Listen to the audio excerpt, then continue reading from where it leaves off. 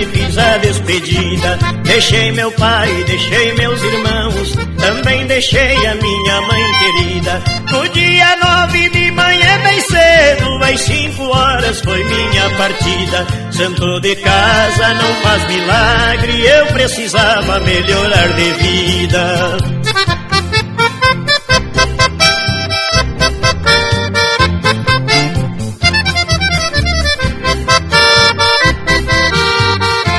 Meu pai amigo, ao me dizer adeus, ele fingia que estava contente, porém seus olhos me diziam tudo, que dor cruel para o coração da gente. Minha mãezinha disse adeus sorrindo, notei seu rosto ficar transparente, como quem diz, meu querido filho, por quanto tempo ficarás ausente?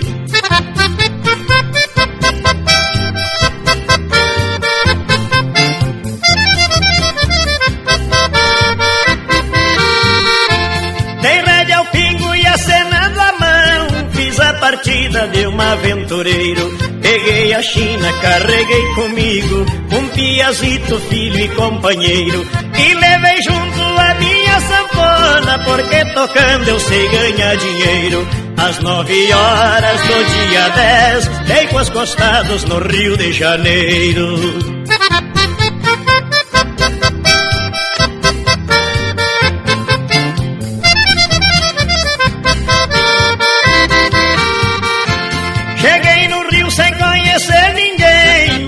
A bota e o pala tirado, e os cariocas que são bons amigos me dedicaram um abraço apertado. Me perguntaram qual era o meu pago, já respondi entusiasmado. Sou do Rio Grande, puxei da sanfona e dançava gente por todos os lados.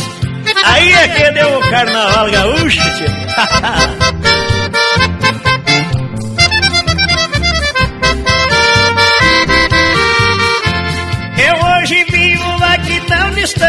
Só não esqueço meu velho rincão. Rio de Janeiro tem tudo que é belo, é grande algo de admiração. Maravilhosas praias de banho, não faz inverno, tudo é verão. Eu sou gaúcho de nascimento e sou carioca de coração. Eu sou gaúcho de nascimento e sou carioca de coração.